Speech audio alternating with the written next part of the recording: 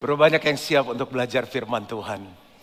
Roh Kudus tolong kami untuk percaya kepada setiap firman-Mu, untuk kami mengerti dan melakukannya. Karena hanya dengan cara itu kami bisa terus mengalami Tuhan di dalam hidup kami. Di dalam nama Yesus, amin, amin. Silakan duduk, Bapak yang kasih oleh Tuhan. Berapa banyak yang minggu lalu diberkati oleh Saudara Revi Halim. Wow. Dan bulan ini tema kita adalah Christ likeness. Bagaimana kita menjadi serupa dengan gambarnya Tuhan. Itu bicara di area karakter. Kita buka dulu ayatnya. Tapi saya akan coba link dengan tema bulan lalu, yaitu tentang Roh Kudus. Masih ingat di minggu pertama saya membahas tentang powerful Christian. Bagian yang pertama dibaptis oleh Roh Kudus. Kalau kita dibaptis oleh Roh Kudus ada 5 tanda yang mengikuti. Lalu di minggu ketiga saya bawakan Powerful Christian Part 2 diperlengkapi oleh Roh Kudus. Itu saya membahas bahwa enggak cukup kuasa, tapi kita juga perlu mulai melangkah di dalam karunia Roh Kudus. Dan saya coba gabungkan Christ likeness dengan Powerful Christian bagian yang ketiga. Jadi setelah dibaptis Roh Kudus, diperlengkapi Roh Kudus, kali ini kita dimurnikan oleh Roh Kudus. Dimurnikan artinya dibersihkan, disucikan, supaya kita jadi serupa dengan Tuhan. Kejadian 1 ayat 27, maka Allah menciptakan manusia itu menurut gambarnya. Menurut gambar Allah diciptakannya dia, laki-laki dan perempuan diciptakannya mereka. Jadi dari awal itu kita diciptakan serupa dengan gambar Tuhan, karakternya sama persis. Kemampuan untuk mengasihi, kemampuan untuk taat, cara berpikir, moralitas kita. Manusia yang pertama yang namanya Adam dan Hawa itu dikasih fasilitas dan diberi banyak kesempatan. Yang terjadi mereka melakukan dosa.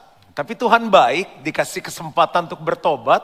Sayangnya mereka tidak meresponi dengan baik. Akhirnya mereka diusir keluar dari Taman Eden. Nah, waktu mereka diusir keluar dari Taman Eden, bukan hanya hidup mereka edan, tapi kutuk memenuhi hidup mereka. Dan kutuk itu banyak sekali. Hubungan dalam keluarga, lalu apalagi ekonomi yang sulit. Dengan berpeluh engkau akan mencari makan seumur hidupmu sampai engkau kembali lagi ke tanah. Itu kita bisa baca di Kejadian 3. Nah, Bapak di surga melihat keadaan anak-anaknya seperti itu, kasihnya itu begitu luar biasa. Dia gak mau manusia binasa, dia utus anaknya, siapa namanya? Yesus. Turun ke dunia ini, mati di kayu salib, lalu dia bangkit dan naik ke surga. Tujuannya supaya kita diselamatkan, supaya kita dipulihkan. Sebelum Yesus naik ke surga, dia bilang begini, aku gak akan meninggalkan kamu sebagai yatim piatu, tapi aku akan mengirimkan Roh Kudus. Roh Kudus akan menolong kamu, Roh Kudus akan menghibur kamu, Roh Kudus akan memimpin kamu kepada seluruh kebenaran. Yohanes 14, Yohanes 15, Yohanes 16. Dan di kisah 1, Yesus larang mereka pergi sebelum mereka dibaptis oleh Roh Kudus. Kita belajar dari 3 baptisan apa aja? Baptisan air, baptisan Roh Kudus, baptisan api. Jadi Roh Kudus itu kasih kita kuasa. Ditulis lagi biar ingat ya, saya coba sarikan lagi. Roh Kudus kasih kita kuasa. Untuk yang pertama, stop dosa. Yang kedua, untuk start hidup benar. Coba bilang sama-sama stop. Bilang sama-sama start. Oke. Tapi setelah kuasa itu diberikan, karunia itu dilepaskan dalam hidup kita, kok nggak mirip Yesus? Karakternya masih sama, nggak tanggung jawab, nggak jujur, nggak hidup kudus, masih kasar, masih pelit. Karena ternyata kita tuh ikut Tuhan kan nggak langsung lahir baru kan. ikut New Life, baptis Roh Kudus lahir baru. Menghidupi dunia ini selama 30 tahun, 40 tahun, 50 tahun. Jadi hidup yang lama itu perlu dibersihkan. Jadi kalau mau jadi powerful Christian, goalnya begini, jadi serupa dengan Yesus. Untuk jadi serupa dengan Yesus harus dimurnikan. Nah ini yang kita mau belajar. Kita akan belajar tentang baptisan api. Emas itu harus dibakar dalam api, dimurnikan supaya keluar emas murni. Yang murni, yang asli, harganya lebih mahal, lebih berkualitas. Matius 3 ayat 11. Aku membaptis kamu dengan air sebagai tanda pertobatan, tetapi ia yang datang kemudian daripadaku, yaitu Yesus, lebih berkuasa daripadaku, dan aku tidak layak melepaskan kasutnya. Ia akan membaptiskan kamu dengan Roh Kudus dan dengan api. Apa sih artinya baptisan api? Jadi kuasanya sudah ada. Sudah bisa stop buat dosa. Sudah bisa mulai hidup dalam kebenaran. Tapi dalam perjalanan kita menjalani kekristenan, baptisan api itu bicara gini, kita dimurnikan, dibersihkan sampai rupa Kristus kelihatan dalam hidup kita. Untuk itu saya minta dengan hormat, ambil waktu sebentar, lihat kiri kanannya, sebentar aja, lihat sebentar. Lihat sebentar. Kenapa? Ini terakhir kalinya kita lihat mereka dalam rupa dunia. Mulai besok, mulai lusa, minggu depan, bulan depan, tahun depan. Beda, lihat Yesus.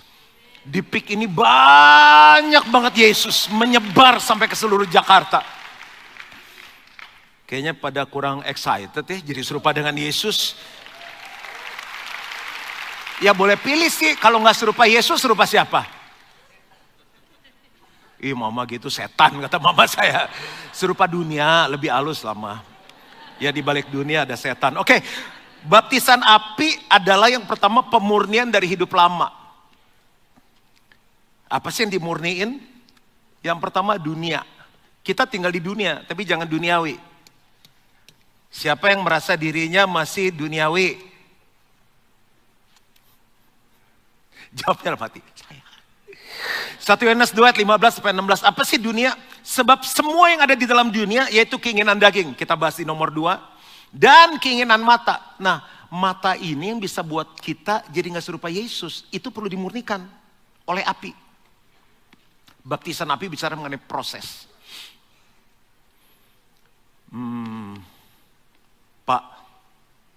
Pak, gak ada laki yang hadir.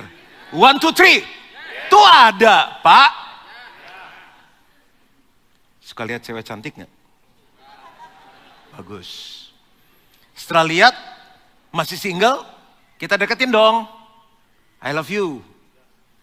I want to marry you. Ya kan, nikah kan? Nikah nih sekarang.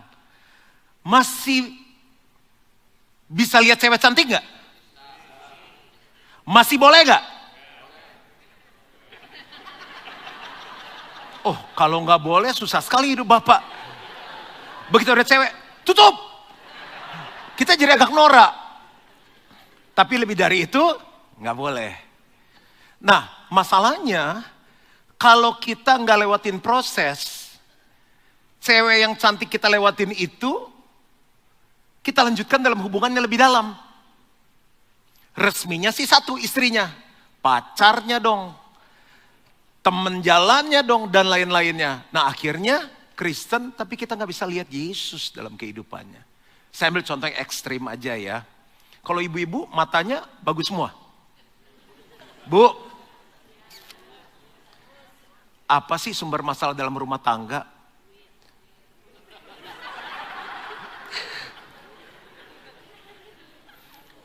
Jadi kan pengen lah ya, ibu-ibu suka yang bagus-bagus. Mungkin keadaan suaminya belum memungkinkan. Akhirnya ada tuntutan, akhirnya ada pembandingan, akhirnya ada ketidakpuasan. Dimulai dari mata. Akhirnya anak-anak gak bisa lihat Yesus, orang berantem terus di rumah. Lagi, serta keangkuhan hidup, gengsi kan? Kalau yang jemaat Gilgal tuh pride-nya tinggi gak sih? Bapak Ibu kalau tidur semalaman nih, di satu kamar atau 5 kamar? Ranjangnya berapa? Gulingnya berapa? Kalaupun kita punya kamar, rumah kamarnya 15, kan mah kita tidur 8 jam. Hari ini kita per jam pindah ke 8 kamar yuk. Atau kita bikin kamar gedean ada 8 ranjang, kan enggak. Ibu-ibu bawa tas berapa? Tadi naik mobil berapa mobil? Kita pengen rumah lebih banyak, enggak salah, investasi. Mobil lebih banyak, uang lebih banyak, harta lebih banyak, diamond lebih banyak, status lebih naik. Cari mulai yang branded. Enggak ada yang salah beli barang brand, tapi hatinya apakah untuk nunjukin gengsi atau memang karena saya suka? Ya karena saya invest. Nah, di titik inilah saat kita mau mulai naikin gengsi, rupa Kristus nggak ada dalam hidup kita karena kita mulai memakai banyak cara untuk menaikkan gengsi kita. Problem terjadi. Ini yang mau dibersihkan. Dan dunia ini sedang lenyap dengan keinginannya. Jadi orang yang duniawi itu akan lenyap. Lenyap apa sih artinya? Hilang. Makanya ada pernikahan masih tinggal satu rumah suami istri tapi udah gak ada cinta. Cintanya hilang. Makanya perlu dimurnikan dengan api, dengan proses supaya duniawi itu hilang selama kita tinggal di dalam dunia. Tetapi orang yang melakukan kehendak Allah tetap hidup selama-lamanya. Apalagi sih yang mau dibersihkan, dimurnikan. Yang kedua itu yang namanya daging.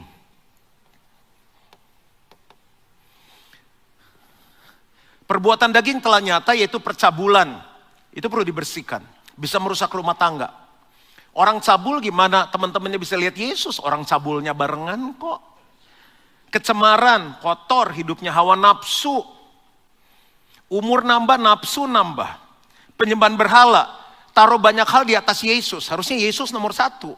Sihir. Sihir itu bicara mengenai manipulasi, dominasi, intimidasi. Ini baptisan api harusnya bisa berapa seri. Saya coba disederhanakan dalam satu sesi. Amarah. Marah boleh nggak? Marah dosa nggak? Yang dosa adalah amarah. Apa itu amarah? Marah yang ditambahin A. Artinya apa? Marahnya berseri. 10 tahun lalu masih diulang, diungkit. Marahnya berseri, marahnya nyimpen. Marahnya bukan hanya mulut, ekspresi, mulai main sama ya. Itu ditambahin A. Marah normal, kalau enggak kita bukan orang. Papa nggak pernah marah ya? Marah. Kemarin tuh papa marah. Yang mana yang papa bilang nih? Papa marah. Loh kok gitu? Agak kali papa marah. Kepentingan diri sendiri, egois. Kasihan istri-istri kalau punya suami egois. Papa selalu benar. Itu peraturan nomor 1. Peraturan nomor 2. Dengar baik-baik. Kalau papa buat salah, lihat peraturan nomor 1.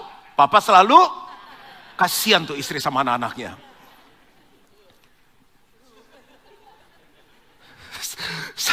Sampai di mana tadi ayatnya?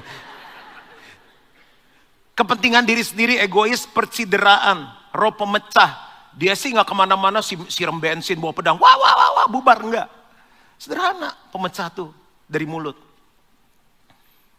Gak nyangka ya. Apa sih lo? Kenapa? Gue kemarin pergi sama dia 3 hari. Terus? Udah gak enak diceritain. Yang gitu tuh suka bikin penasaran. Lu kayak temen baru kenal aja cerita lu. Lu aja yang tahu ya.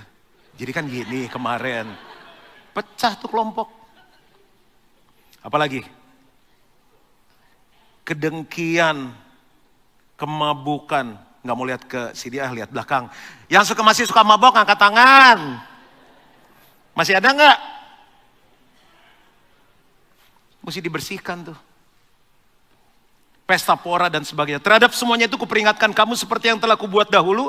Bahwa barang siapa melakukan hal-hal demikian. Ia tidak akan mendapat bagian dalam kerajaan Allah. Kerajaan Allah nggak dapat apa-apa. Gimana mau powerful Christian? Lagi yang berikutnya adalah dosa. Kok bisa depannya D semua ya? Ini yang mau dibersihkan nih. Dunia daging dosa. Sebab upah dosa ialah maut. Maut itu apa? Mati. mati masuk neraka, lagi hidup ngalamin neraka. Tetapi karunia Allah hidup yang kekal dalam Kristus Yesus Tuhan kita. Dosa tuh narik ke bawah.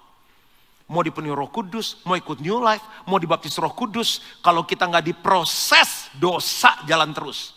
Ada orang-orang tertentu yang harus mengalami penderitaan, proses untuk dia berhenti dosa.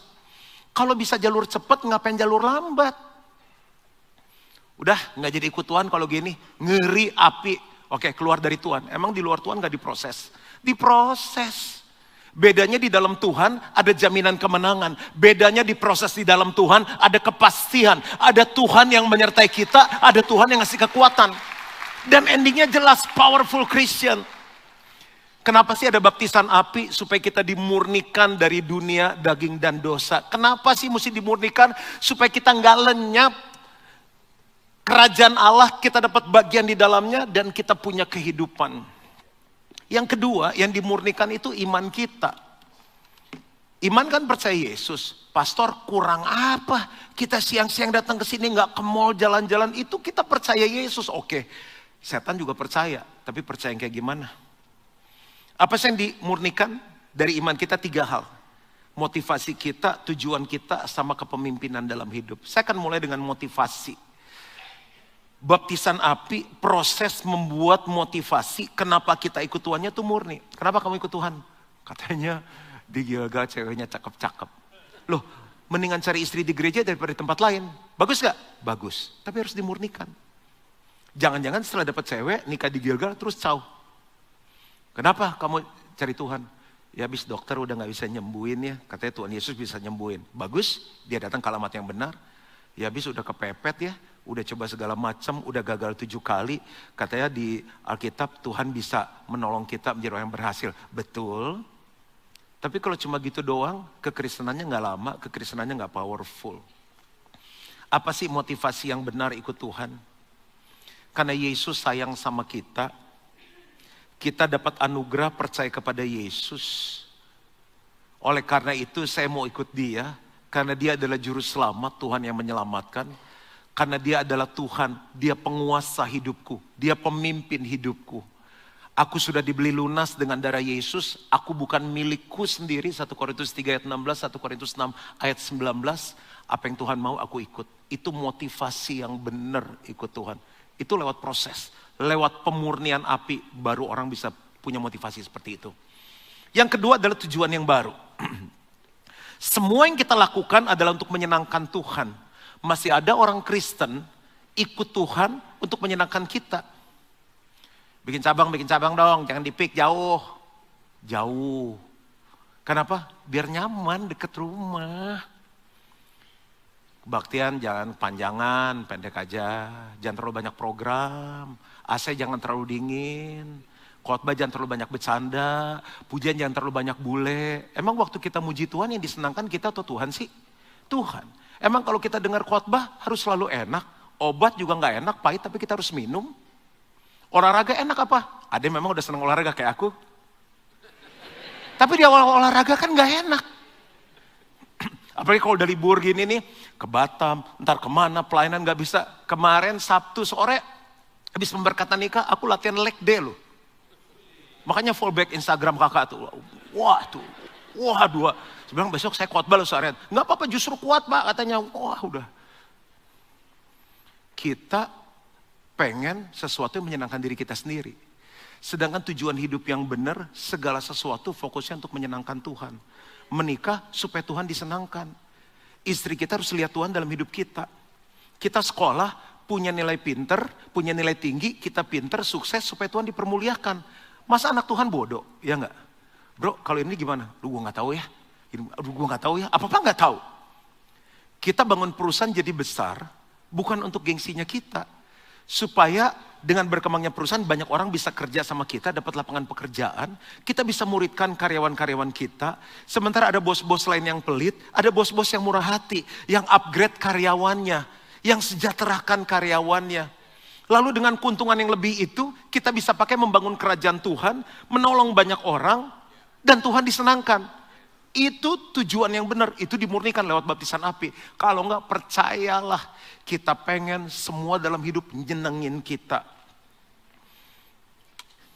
Anjing kalau nggak lucu kasih orang. Anjing pun harus nyenengin kita. Semuanya harus nyenengin dia. Yang ketiga adalah tuan yang baru. Kita dimurnikan dengan baptisan api supaya tuannya baru. Kepemimpinannya bukan kita. Tapi Yesus. Tuhan yang berdaulat penuh atas hidup kita. Masih banyak orang Kristen merintah Tuhan. Tapi harusnya Tuhan yang perintah hidup kita. Apa yang Tuhan katakan, yes, aku lakukan. Nah, hanya baptisan api, hanya pemurnian yang bisa buat kita shifting, berpindah. Dari kita jadi bos, menjadi Tuhan yang jadi bos dalam hidup kita. Nah, pemurnian ini terjadi lewat yang namanya proses. Coba bilang sama-sama proses. Emang proses ada yang enak? Nggak enak. Kalau proses tuh kita langsung kebayangnya sakit, nggak enak, lama, panjang, nggak nyaman, betein. Ada dua, yang pertama pencobaan, yang kedua adalah ujian. Nah, pakai contoh saya sendiri lah ya. Ini Juan Mogi, JM. Goal kita Powerful Christian jadi serupa Yesus kan? Salib bisa sama nih, JC, Jesus Christ. Kita jalan dalam hidup kan? Misalnya kata hidup kita 80 tahun. 80 tahun jadi Kristen, tapi nggak berkuasa jadi orang Kristen, nggak jadi dampak, nggak serupa Yesus. Orang bilang, oh dia Kristen, sama aja kayak kita ya. Oleh karena itu, kalau kita mau sungguh-sungguh bertumbuh, Tuhan pakai yang namanya ujian. Coba bilang sama-sama ujian. Yang kedua pencobaan. Nah, apa bedanya ujian dan pencobaan? Hanya dua cara ini yang membuat kita bisa bertumbuh ke arah keserupaan Kristus. Ujian itu datangnya dari Tuhan. Pencobaan datangnya dari diri sendiri atau dari setan. Ujian membawa kita naik dalam kehidupan.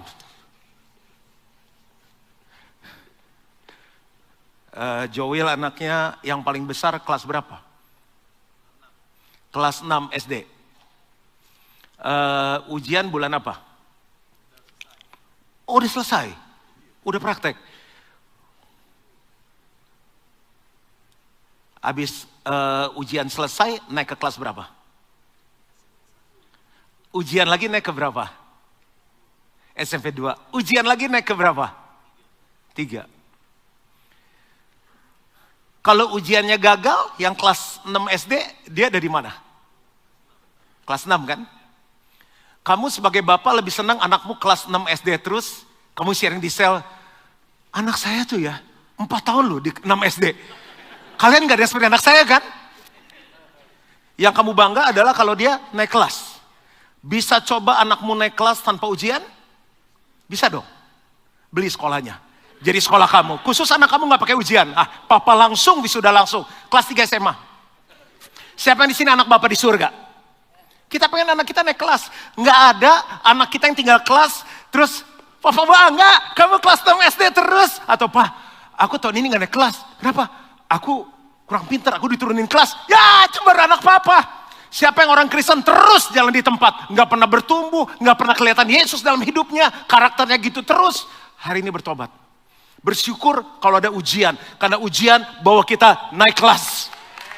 Tuh Powerful Christian. Ujian bawa hidup kita naik. Tapi pencobaan bawa hidup kita turun. Dicobai lagi. Ditawarin minum lagi, mabok lagi.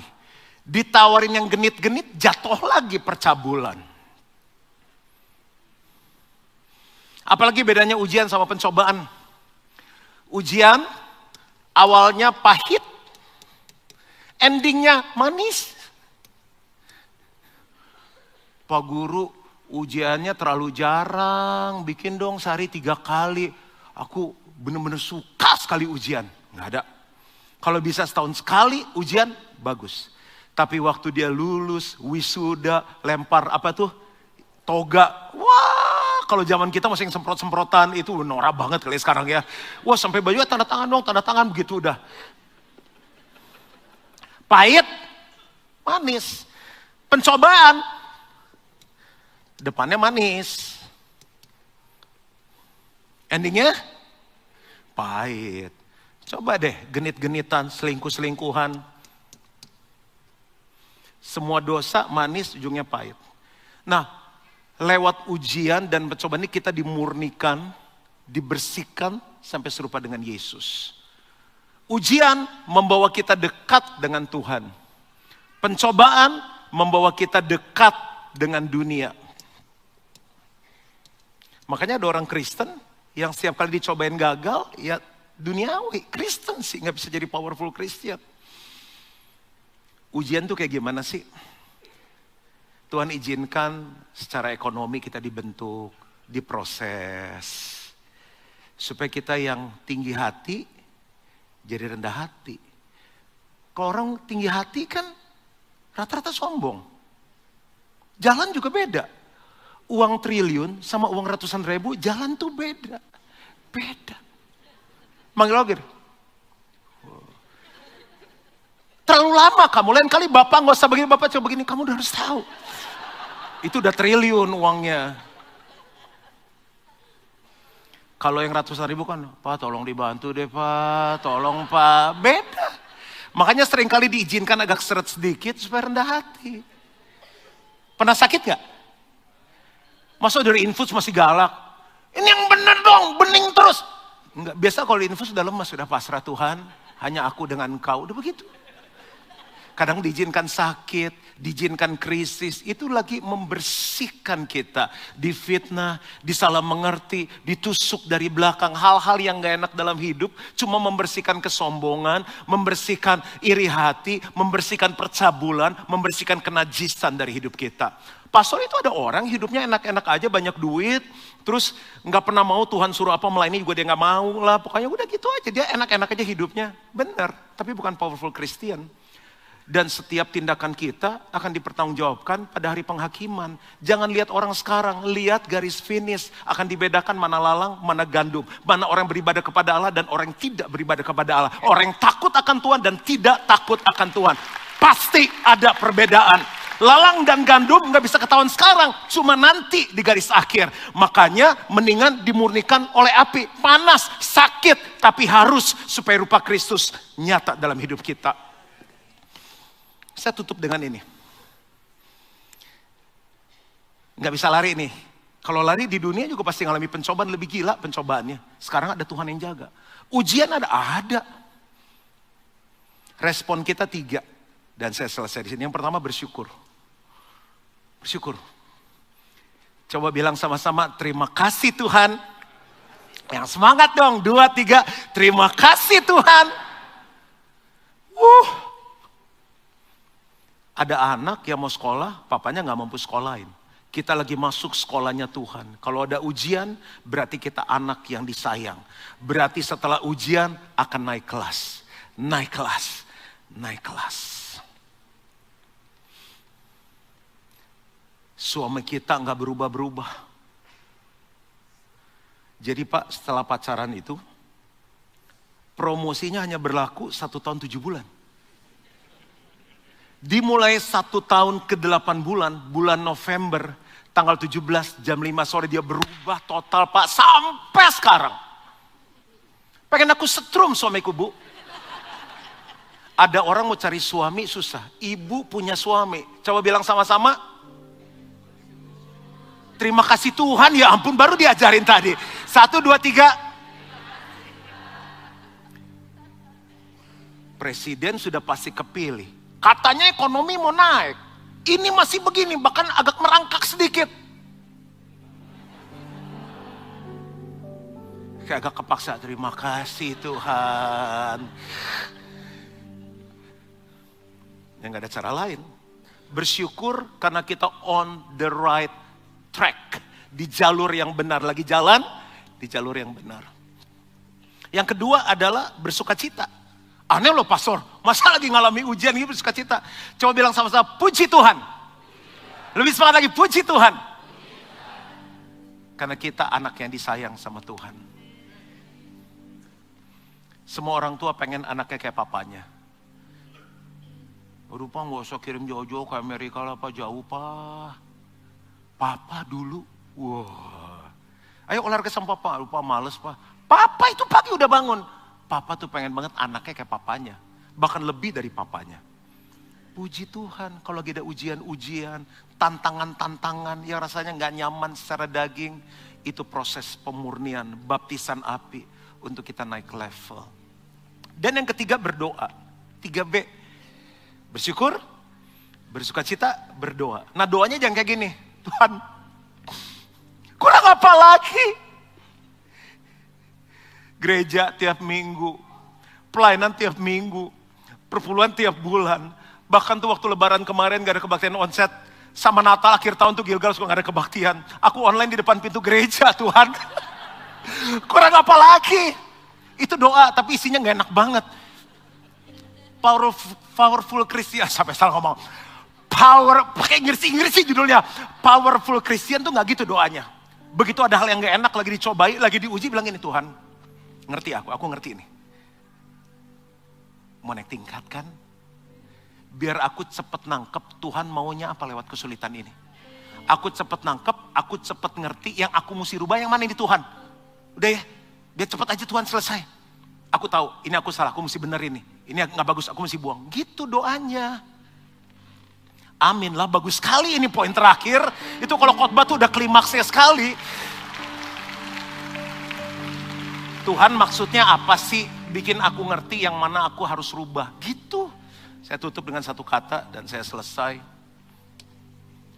Kurang gede gak? What would Jesus do? Kalau aku lagi ngalami sulit gini, apa yang aku harus lakukan? Kalau aku lagi diperlakukan gak adil, apa yang harus aku lakukan?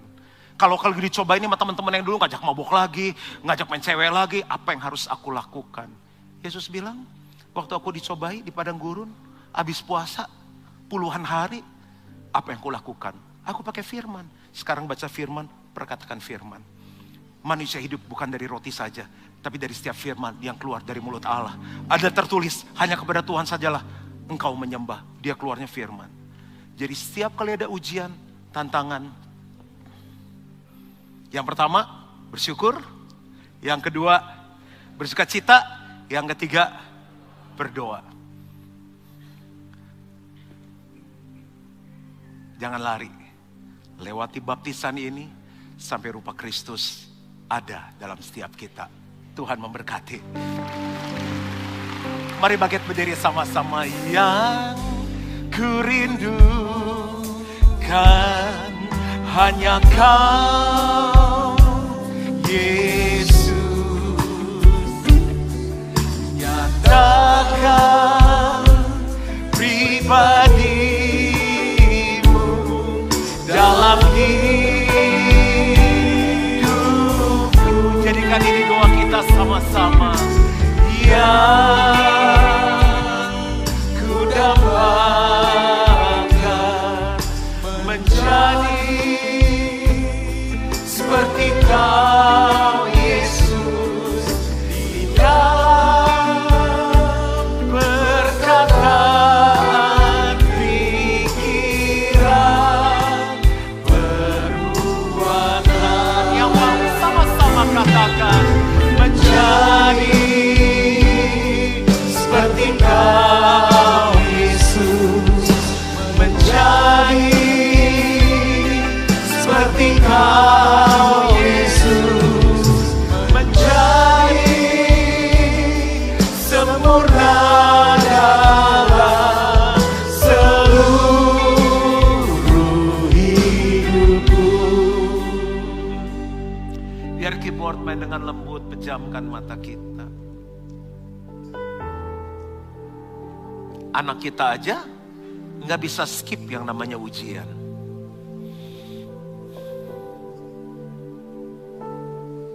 Siapa yang hari-hari ini lagi mengalami masa-masa sulit?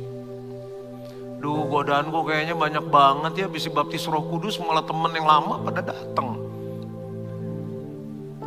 Bertahan. Itu proses pemurnian sampai engkau menang. Duh, dari baptis Roh Kudus malah susah nih, penjualan turun. Aduh, ada-ada aja. Bersyukur, bersukacita, dan berdoa, Tuhan, ayo Tuhan, mau ngajarin apa? Biar aku cepat ngerti, cepat nangkep, aku mau cepat berubah. Siapa yang hari ini dengar firman dan bilang, enggak pernah kepikir, itu goal yang harus aku kejar menjadi serupa Yesus. Kalau saudara mau jadi serupa Yesus, taruh tangan kananmu di dada. Pilihannya cuma satu, serupa Yesus atau serupa dunia. Roh Kudus kasih kekuatan saat mereka mengalami ujian. Yang gagal bangkit, tapi setiap mereka menang. Yang lagi dicobai, mungkin mereka jatuh tapi bangkit lagi. Tapi mereka akan keluar sebagai pemenang. Gilgal dilihat bukan karena gedungnya, tapi jemaatnya ada rupa Kristus di dalamnya. Aku minta ini di dalam nama Yesus, dan setiap kita percaya sama-sama katakan, amin, amin. Bapak Ibu, kita tetap berdiri. Jadi ikuti seri ini, setiap minggu kita akan belajar sepanjang bulan tentang Christ likeness. Keluarga penting banget. Visi Tuhan bagi Gilgal adalah menjadi jemaat yang kuat, salah satunya di area keluarga. Saya masih terus belajar, dan kali ini yang kita buat di Jakarta, kan nanti ada